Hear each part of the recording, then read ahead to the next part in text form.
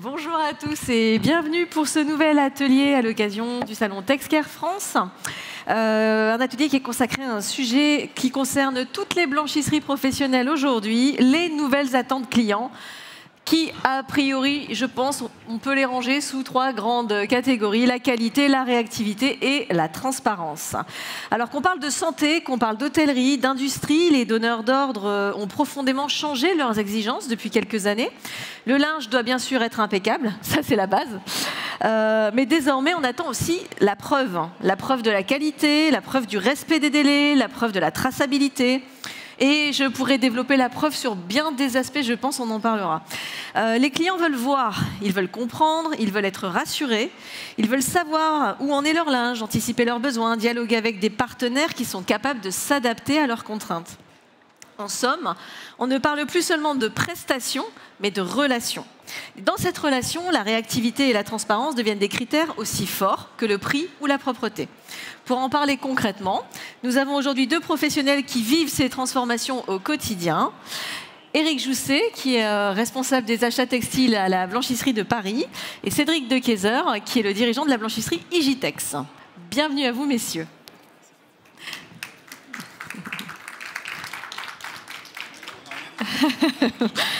Donc ensemble, on va décrypter ces nouvelles attentes clients, on va essayer de comprendre comment est-ce qu'ils y répondent dans leurs structures respectives et surtout on va essayer d'identifier des leviers concrets que chacun d'entre vous peuvent actionner une fois que vous serez de retour dans vos unités. On va garder un format simple et vivant, on est sur un format atelier, donc chacun est libre de rebondir sur les propos de l'autre, bien entendu. Et puis on prendra quelques questions du public avant de faire une courte synthèse. Donc pour commencer, j'aimerais vous poser une première question, simple, mais un petit peu fondamentale. Comment ont évolué les demandes de vos clients ces dernières années? Je ne sais pas lequel des deux veut se lancer. Alors, Éric. Sur les dernières années, moi j'ai un recul qui est quand même encore assez récent puisque j'ai intégré une blanchisserie depuis 4 ans.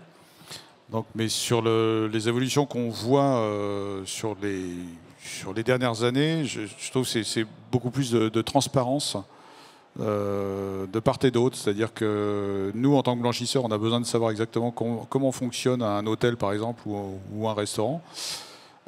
Quels sont leurs cycles, avec quelle rapidité il faut tourner le linge et autres. Et nous, de notre côté, on a besoin de donner des informations aux clients parce qu'à la fin du mois, il va y avoir une petite chose qui s'appelle une facture.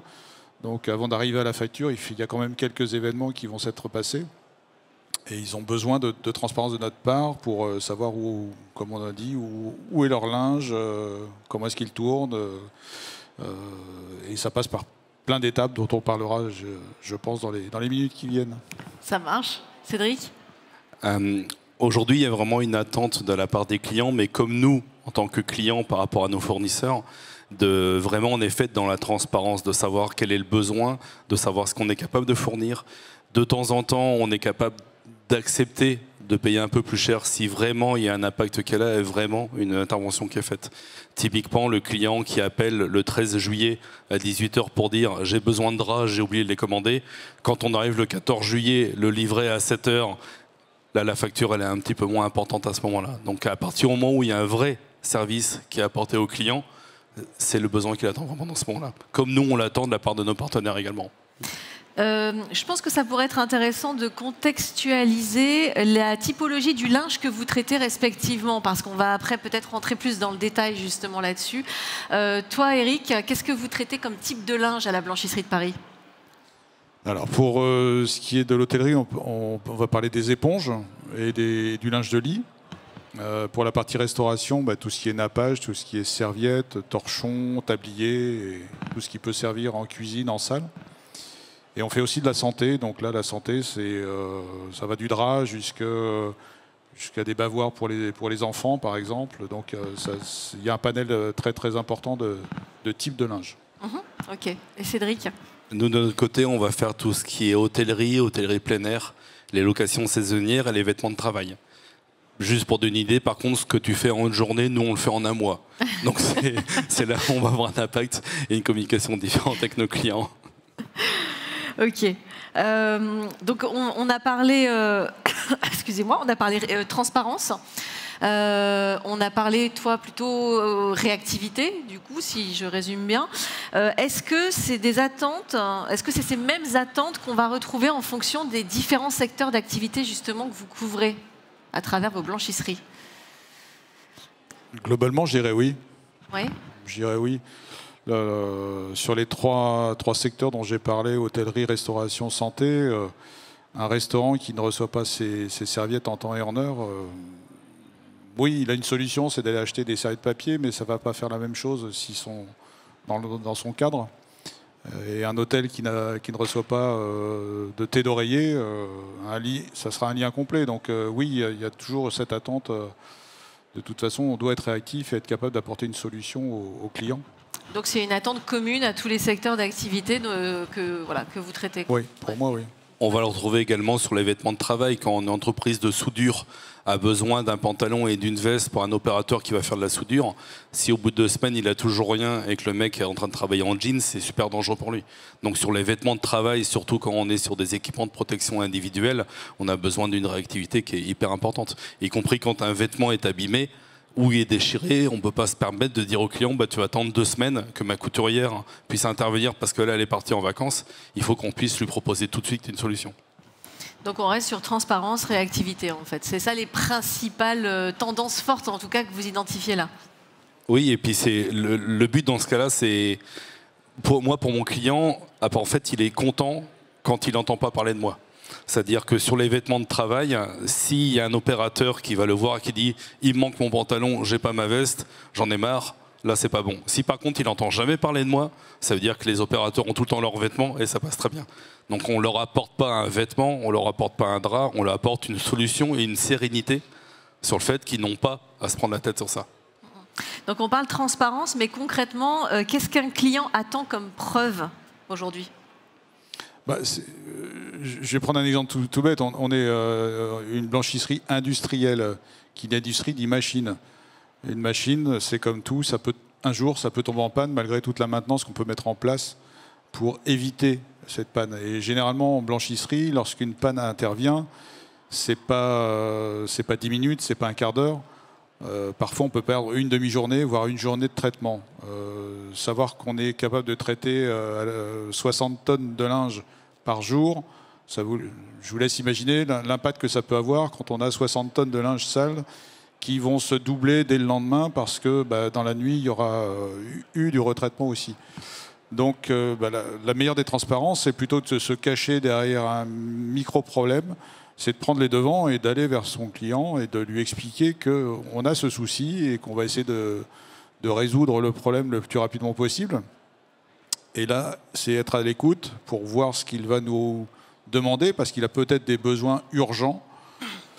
Il est peut-être en manque de thé d'oreiller ou d'autres. Et auquel cas, on est capable, en tant que PME, de mettre en place des solutions rapides pour le dépanner, à savoir qu'on va aller taper dans nos stocks. C'est ça. Qu'est-ce que vous avez mis en place, du coup, pour être réactif ?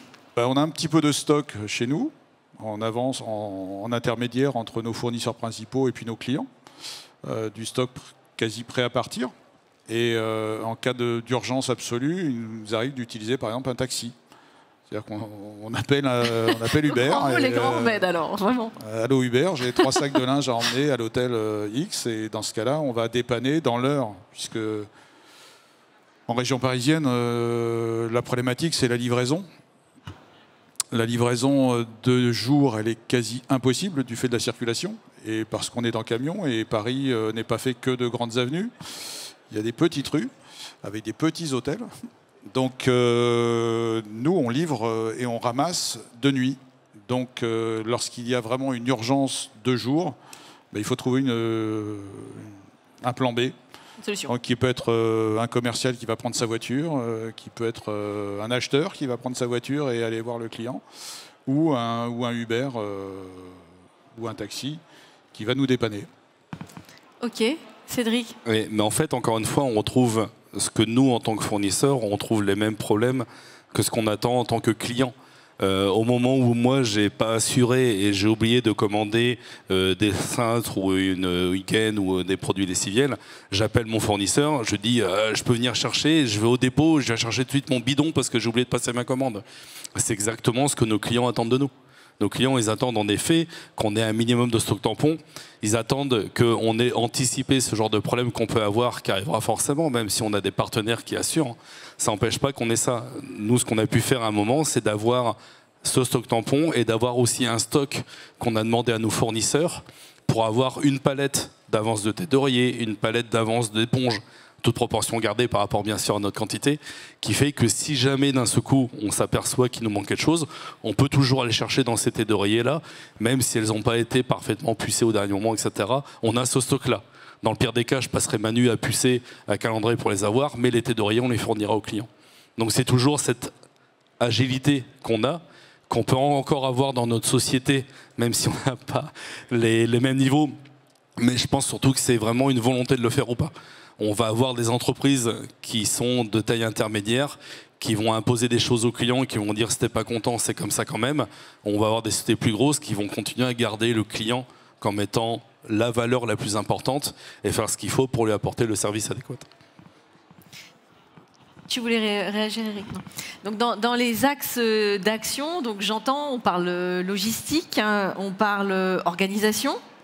Est-ce qu'il y a d'autres axes d'action que vous avez mis en place? Je pense par exemple au process, aux horaires aussi peut-être de travail pour justement garantir cette réactivité nécessaire, par exemple, aux outils. Dans la partie hôtellerie, globalement, les gens ont à peu près les mêmes horaires que nous. Ils commencent tôt le matin, bien sûr, mais finissent en fin d'après-midi, on va dire, vers 5 heures. Pour les gens qui s'occupent des chambres, parce que tout simplement, les chambres sont refaites pendant que les clients sont dehors à faire du tourisme ou autre. Donc nous, ce qu'on a mis en place pour les accompagner, c'est qu'en fait, on fait des campagnes d'inventaire. Okay. Voilà, donc il y a le suivi. Il faut qu'il y ait quelqu'un, parce qu'il y a deux personnes principalement qui vont au contact du client. C'est le commercial, ok. Donc, qui va avoir la responsabilité de la relation, des inventaires. Mais une personne dont on parle moins, c'est le livreur. C'est celui qui va aller ramasser le linge la nuit et ramener le linge propre. Et qui, lui, a contact avec certaines personnes dans l'hôtel, comme le veilleur de nuit ou autre. Et en fait, c'est ce cumul d'informations qu'on récupère par ces deux personnes, principalement, qui vont nous permettre d'avancer, de mieux connaître le client. Et l'accompagnement client se fait par des contacts réguliers, être à l'écoute, et puis ces campagnes d'inventaire qui vont permettre de voir un petit peu comment le stock de linge évolue et s'il faut passer à quelque chose pour éviter la catastrophe à un moment où il faudra rappeler Uber, quoi. C'est clair qu'on a aussi des indicateurs et qu'on peut aller chercher des choses assez complexe pour essayer de trouver comment se sortir de tout ça, mais après il reste des bases.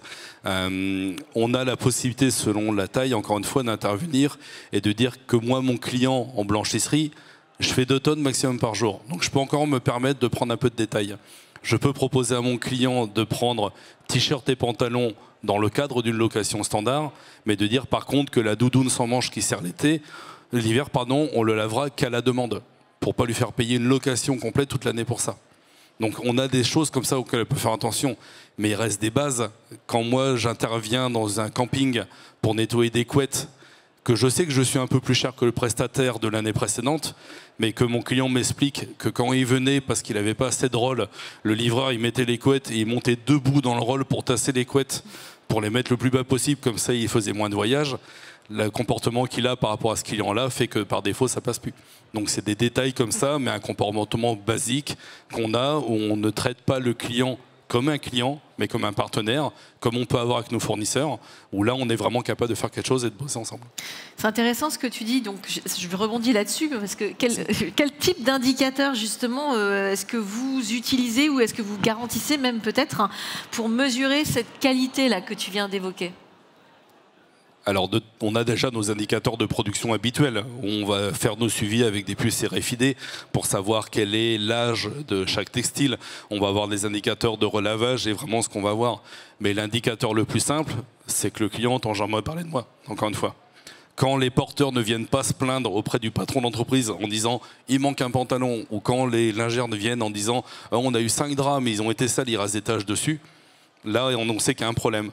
Le principal indicateur, c'est le client qui nous parle, qui n'appelle pas pour râler, mais on va le voir, on prend un café ensemble, on discute, on essaye d'analyser quels sont ses besoins pour se caler au mieux.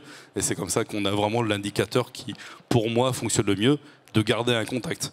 Quand mon associé et moi, on va voir un client, je peux lui dire au client, vous avez le board complet de la société qu'elle a. Combien vous avez de fois où vous avez toute la direction du groupe qui vient vous voir en tant que fournisseur. Là, clairement, c'est un lien qui se fait vraiment avec le client.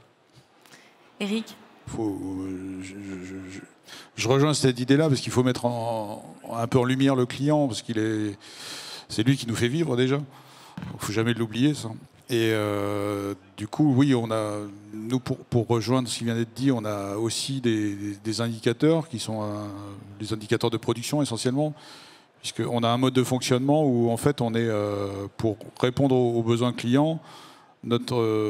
Alors certaines blanchisseries industrielles vont fonctionner en ce qu'on appelle en fongible, c'est-à-dire que tout le linge est mélangé, traité, et ensuite on répond à la demande, à la commande du client. Notre fonctionnement à la blanchisserie de Paris est un fonctionnement par lot.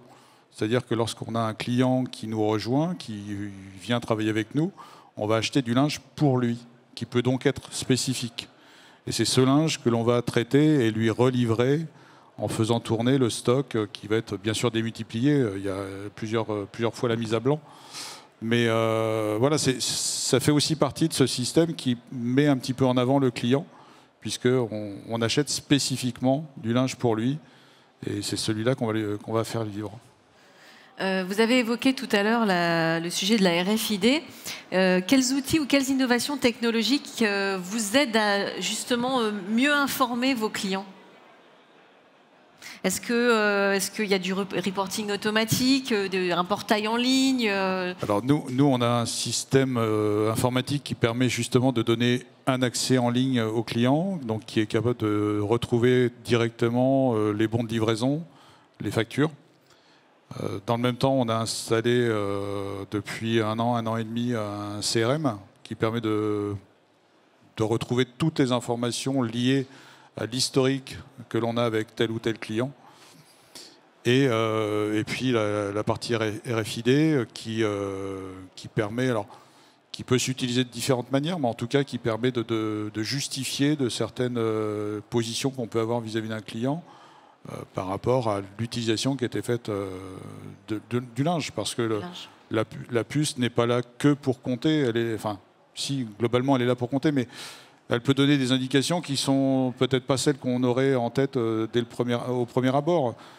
Par exemple, ça peut nous dire qu'il y a 50 serviettes qui sont au fond de la lingerie depuis 2 ans et qui n'ont jamais tourné parce qu'on les a jamais vues à la blanchisserie.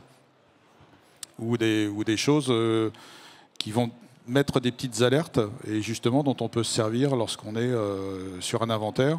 Tout à fait. Et de dire, peut-être qu'on a été trop faible dans le calcul du stock dont vous avez besoin au début, ou peut-être que justement on a été trop fort. Voilà pourquoi il y a 50 serviettes qui ne tournent pas. Ce sont des exemples, mais il y a de multiples façons d'utiliser les statistiques. Ça permet d'affiner la relation client finalement. Oui, tout à fait. C'est clair que l'outil est important dans ce cas-là. Quand j'ai un opérateur de mon client qui me dit qu'il appuie ses pantalons et qu'il a toujours le pantalon qui arrive et qu'il est vachement usé, et qu'on peut, grâce à la traçabilité, dire ça fait 2 pantalons qu'on n'a pas vus depuis 6 mois, et en effet, il les a fait tomber derrière le casier, etc. Là, la traçabilité est importante. On peut se permettre de dire qu'il y a un problème. De la même façon qu'on peut dire un vêtement, ça fait 5 fois qu'on change en une année, peut-être que c'est pas adapté vraiment par rapport à ton besoin. Donc ça nous permet vraiment de rentrer dedans et de rentrer dans ce détail. Mais l'indicateur principal reste toujours la discussion qu'on va avoir avec le client. Et j'aurais tendance à dire que le nombre de cafés qu'on a bu avec le client, le nombre de fois on est allé au restaurant avec lui, a un impact qui montre que ouais, ça marche, on discute avec lui, ça se passe bien. J'ai des fournisseurs avec qui je passe plus de temps à manger au restaurant qu'à passer des commandes avec eux et à parler travail. Parce que c'est dans ces moments-là qu'on a vraiment avancé, qu'on se met d'accord sur comment on peut faire. Et c'est ce qui marche avec nos clients aussi. Justement, comment est-ce que vous entretenez une relation de confiance durable avec vos donneurs d'ordre ? On est en France, donc ça se passe en fonction du nombre de Bourgogne, de bouteilles de Bourgogne qu'on a ouvert. Non, cette relation de confiance, c'est toujours la même. C'est-à-dire que si le client sait qu'on va faire le maximum pour lui, alors on va pas aller dans des choses ridicules, on va s'adapter, on définit le cadre ensemble. Mais par contre, en effet, quand il appelle au dernier moment en disant j'ai fait une erreur, je me suis trompé, est-ce que tu peux me dépanner, et qu'on fait le maximum pour le dépanner, là on gagne cette relation de confiance. Et même si le prix, si la prestation reste toujours importante, encore une fois, quand j'arrive un 14 juillet pour apporter à mon client les 200 draps qu'il a oubliés, il est content, tout se passe bien. Quand on peut lui dire bah, tu peux venir, mais je suis tout seul à l'atelier, je ne peux pas venir te livrer, il vient avec sa voiture, on remplit sa voiture, il ferme, on boit un café, il rentre chez lui, là la relation de confiance elle est là. La seule chose qu'il veut, c'est qu'à ce moment-là, je n'appelle pas le monsieur X de la société Y, mais c'est j'appelle Eric, parce que Eric, il a un problème, il peut m'appeler et me dire j'ai un problème, comment on fait, et on résout le problème. Et c'est cette relation de confiance qui est importante. Eric ? Oui, c'est la même chose. Je vais juste répéter, c'est que la relation, elle se noue, elle se crée et elle s'entretient. C'est-à-dire qu'au départ, on se rencontre, on apprend évidemment à comprendre, on essaie de comprendre les besoins des uns et des autres, et puis on monte quelque chose. Après, la relation, bah, c'est la transparence avec laquelle on va se parler. Ne pas se chercher d'excuses, mais plutôt expliquer le pourquoi de la situation s'il y a une situation un petit peu tendue. Trouver une solution, être capable d'être réactif sur la solution à apporter, même si c'est une solution dégradée, mais au moins il y a une solution. Et puis être présent, tout simplement à l'écoute, décrocher le téléphone pour appeler, pour recevoir et se déplacer aussi. Je suis d'accord, le contact physique, rien ne le remplace. Et comme dit Eric, le fait d'anticiper la résolution du problème est totalement différente. C'est-à-dire si je sais que je ne vais pas réussir à livrer mon client, je l'appelle, je lui dis écoute, tu m'as commandé 200 draps, je suis bloqué. Par contre, si tu veux, je peux t'en apporter 150 maintenant. Est-ce que ça te va? À partir du moment où ça passe, là, il y a une vraie relation qui se fait. Encore une fois, il faut juste s'imaginer que nos clients, ils attendent ce que nous, on attend de nos fournisseurs. J'ai le plaisir de travailler avec Chrysler. Quand j'appelle pas Chrysler, j'appelle Franck, qui est mon technicien local. J'appelle Franck, je dis tu viens, il faut qu'on parle d'un programme. Il vient, il fait le programme, on va manger au resto après. Pendant le resto, on continue à parler des programmes. Quand il repart, il n'est pas venu dépanner Igitex, il est venu dépanner Cédric. Cette relation, elle est super importante. Je peux appeler Franck, je ne vais pas dire n'importe quelle heure de la nuit, mais très souvent, il dépannera très facilement. Parce qu'on a cette relation de confiance. Ce que nos clients attendent, c'est ce que nous, on aimerait avoir de nos partenaires. Et c'est là où on a moins cette relation du simple client-fournisseur avec qui on est un numéro, mais la relation de partenaire.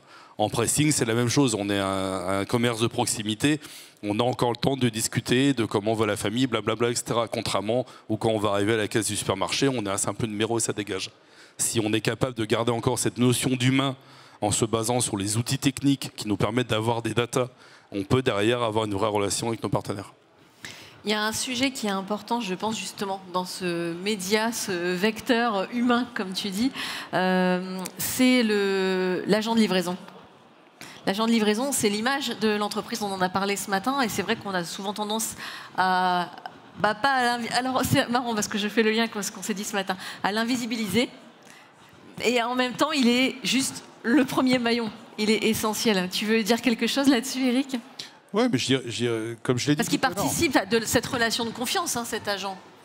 Oui, parce que l'agent de confiance, bon, nous, on travaille essentiellement sur, on travaille sur Paris intramuros, c'est la région parisienne. Comme j'ai dit tout à l'heure, il y a des petites rues et des petits hôtels, comme il y a des très grandes avenues et des très grands hôtels. Dans certains hôtels, on va circuler très facilement, avec des rolls, avec des chariots dans lesquels on va venir livrer du linge propre. Il faut savoir qu'un chariot bien rempli en linge plat, ça peut aller entre 80 et 100 kilos. Donc quand il y en a quelques-uns à tirer, c'est un effort déjà physique. Mais au-delà de ça, la personne qui va venir livrer, donc le livreur, va passer dans des endroits où il vaut mieux éviter d'abîmer le mur, la plainte, la porte de l'ascenseur ou je ne sais quoi. Donc cette personne-là, elle est très importante parce qu'elle doit être invisible, ne pas faire de bruit non plus, ne pas réveiller les clients, parce que dans certains cas, on va passer devant les portes de chambre. Et il va avoir ce contact justement avec le livreur, le veilleur de nuit, pardon, ou les personnels qui vont apparaître au petit matin. Donc oui, c'est la première porte d'entrée, c'est la première personne qui va représenter l'entreprise. Donc son comportement et la façon d'être, la façon de réagir sont très très importantes. Est-ce qu'il y a une... Tu voulais réagir, Cédric ? Sur la notion du livreur, c'est super important, mais c'est toujours la même chose, c'est-à-dire que si on travaille avec un hôtel où on doit passer devant la chambre, on s'adapte pour pas faire de bruit. Si on doit arriver dans une lingerie, on sait qu'on peut faire différemment. À chaque fois, le point principal, c'est de discuter avec le client et bien comprendre. Le premier client qu'on a fait, on fait vêtements de travail. Donc tout content, on arrive, on prépare notre devis, on prépare les vêtements, on fait la blanchisserie, et là on apprend que notre concurrent, leader international, livre aussi le papier toilette, etc. On se dit, bon, on va acheter le papier toilette et on va lui livrer le papier toilette. Pendant les 2 ans qu'on suivit, à chaque fois que la propriétaire de l'établissement me présentait à quelqu'un, disait toujours, c'est Cédric, c'est lui qui me livre le papier toilette. Ouais, ok, mais je fais aussi tes vêtements. La base, c'est que je t'apporte tes vêtements. Mais elle avait une problématique qui était que elle avait les vêtements, mais qu'elle n'avait jamais assez de papier toilette, elle devait aller à Leclerc chercher du papier toilette en plus. Sa problématique à elle, c'était une solution d'hygiène globale. On s'est adapté à ça, entre autres on lui a livré papier toilette, la relation client-fournisseur elle a vraiment été faite. Donc s'adapter, comme tu viens de le dire, avec les hôtels où dans certains cas il ne faut pas faire de bruit, il ne faut surtout pas rayer la plainte d'un hôtel 5 étoiles, etc. De temps en temps sans lingerie c'est différent. Le client qui dit, le livreur qui dit la rue en travaux, donc je te laisse tes rôles à 50 mètres, tu viendras les chercher. Ça c'est quelque chose qui ne peut pas marcher aujourd'hui. Et pourtant, certains groupes le font encore aujourd'hui. Effectivement. Je rebondis sur ce que disait Eric tout à l'heure, si je reste sur l'opérateur, le livreur en fait, l'opérateur de livraison. Est-ce qu'il y a des formations ou des sensibilisations qui sont faites auprès des équipes sur leur façon de communiquer justement ? Oui, un livreur, lorsqu'on intègre un nouveau livreur, on ne lui dit pas tiens voilà le camion, voilà ta feuille de route, débrouille-toi. Non, il va tourner. Déjà on va vérifier qu'il sait conduire. C'est une première chose. Et ensuite, on va l'accompagner pour que justement, parce que on parlait de partenariat tout à l'heure, beaucoup d'hôtels ou de restaurants sont suffisamment en confiance et en partenariat pour nous confier leurs clés. Donc oui, on a les clés de certains restaurants, de certains hôtels, voire des badges. Et donc cette personne qui vient prendre la tournée, il faut lui expliquer où est le lecteur de badge, par quelle porte d'entrée il doit passer, et une fois qu'il est à l'intérieur, par où il doit passer, les choses à éviter s'il y a des gens si on passe devant des chambres. Enfin voilà, on lui explique le parcours pour qu'il n'y ait pas de surprise et pour que dès l'instant où on va estimer qu'il est apte à partir sur sa tournée, il y aille, mais en toute connaissance de cause. Savoir que, encore une fois, on est dans Paris, donc un camion la nuit, même si on essaie de ne pas faire trop de bruit, et qu'on est, comme je l'ai dit ce matin, on est passé en électrique. J'allais dire, en passant en électrique, ça va quand même mieux. Oui, mais ça, c'est le camion. Le rôle, lui, n'est pas encore électrique. C'est vrai. Il est toujours en métal. Et sur les pavés, ça peut faire beaucoup de bruit. En pleine nuit, ça peut résonner. Donc, oui, parfois, on peut gêner le voisinage. On peut avoir des réactions un peu chaudes de la part du voisinage. Donc, il faut être prêt aussi. Lui, le livreur, doit être prêt à savoir réagir et ne pas surréagir par rapport à des provocations qui peuvent avoir lieu, par exemple. Ok. Si je vous demandais finalement transparence, réactivité, en quoi est-ce que ça peut vraiment devenir un argument commercial ? Ou un avantage commercial, même, je veux dire plutôt. Un avantage commercial. Je crois que ça rejoint ce qu'on a dit depuis tout à l'heure. C'est-à-dire que ce sont les attentes. Donc celui qui ne va pas vers ça, il n'a pas tout à fait compris le marché.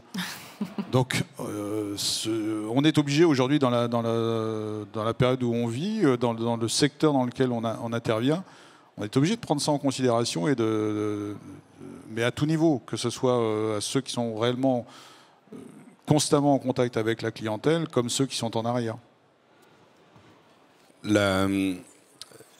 Nettoyer des textiles et les apporter à clients, on sait tous le faire, normalement.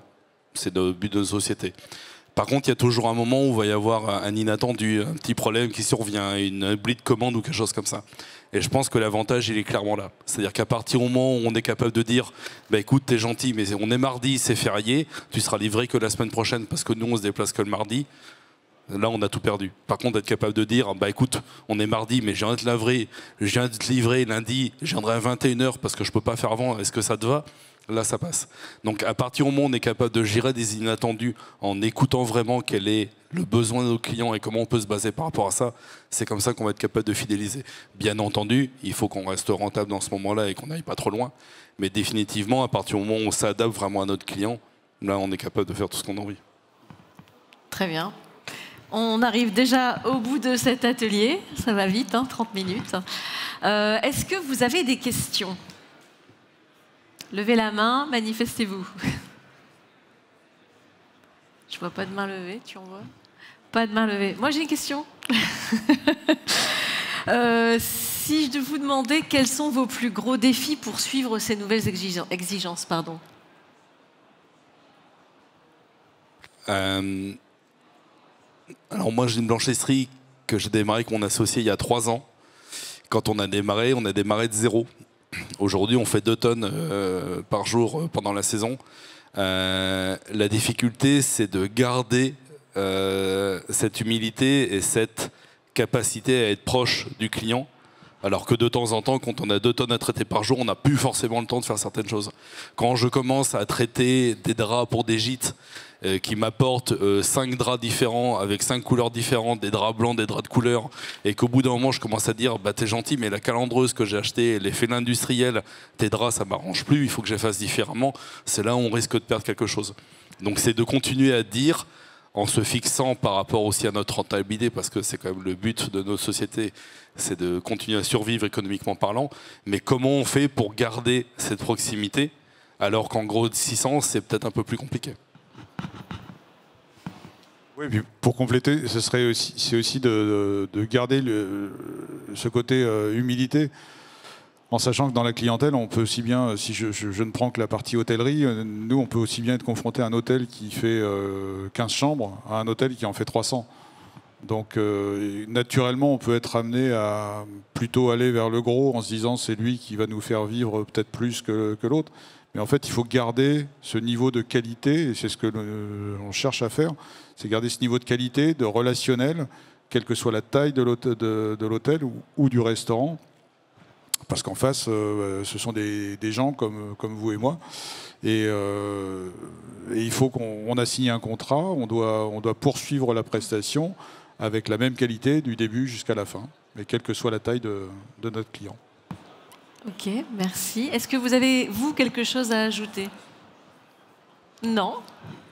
Ça reste toujours la même chose, c'est ne réfléchissons pas comme une relation de nous en tant que fournisseur vers un client, vraiment réfléchissant dans le mode partenaire, en disant comment je peux faire pour faire grandir mon client, mon partenaire, et grandir en même temps que lui. Exactement ce que nous on attend de la part de nos fournisseurs, c'est la base de faire pour nos clients. Oui, quand on signe un contrat, on est parti pour plusieurs années, donc d'en faire en sorte que ça se passe, que ça se passe bien, possible. Oui, c'est certain. Très bien. Donc, s'il n'y a toujours pas de questions, on va conclure donc cet atelier. Ce qu'on a entendu et ce qu'on peut retenir, c'est que oui, il y a une évolution. Oui, les attentes des clients, elles ont changé. Elles continueront de changer probablement. La qualité, on l'a dit, reste la base, c'est sûr. Mais désormais, réactivité, transparence, si je vous résume, sont les 2 critères qui ressortent le plus. C'est quelque part, peu importe le secteur d'activité pour lequel on traite du linge. Mais la réactivité et la transparence, c'est ça qui vont faire la différence. Donc être réactif, c'est quoi? Savoir anticiper, communiquer, trouver des solutions avant que le client ne les réclame. On est d'accord?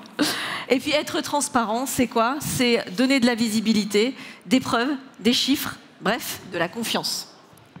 C'est aussi une belle opportunité de replacer l'humain, on en a parlé, du coup, au cœur du service, hein, parce que derrière chaque exigence client, il y a un besoin de sécurité, il y a du dialogue, il y a de la transparence, on l'a évoqué. C'est justement là que votre métier va faire la différence.